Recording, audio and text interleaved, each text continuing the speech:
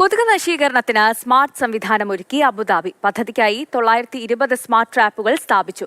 ബോധവൽക്കരണവും ശക്തമാക്കി. കഴിഞ്ഞ മാസങ്ങളിൽ കനത്ത മഴ ലഭിച്ചതോടെയാണ് അബുദാബിയിൽ പലയിടത്തും കൊതുക് ശല്യം അനുഭവപ്പെട്ടു തുടങ്ങിയത്.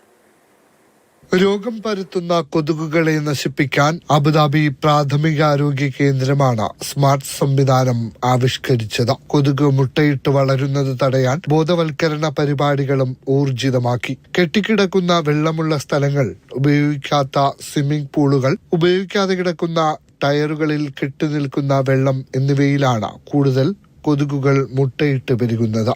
ഇത്തരം മേഖലകൾ കണ്ടെത്തി 920 കേന്ദ്രങ്ങളിൽ കൊതുകുകളെ നശിപ്പിക്കുന്ന സ്മാർട്ട് ട്രാപ്പുകൾ സ്ഥാപിച്ചു. കൊതുകുകൾ പെരുകുന്നത് നിരീക്ഷിക്കാനുള്ള സർവേ സംവിധാനവും നടപ്പാക്കി. നഗരമേഖലയിൽ കൊതുക് പെരുകുന്നത് 90% തടയാൻ നടപടിക്ക് സാധിച്ചിട്ടുണ്ടെന്ന് അധികൃതർ പറഞ്ഞു. കെട്ടിക്കിടക്കുന്ന വെള്ളം ഒഴിവാക്കി പൊതുജനങ്ങളും ഈ ഉദ്യമത്തിൽ പങ്കാളികളാകണമെന്നും ആരോഗ്യ കേന്ദ്രം നിർദ്ദേശിച്ചു. Mathrubhumi news, Abu Dhabi.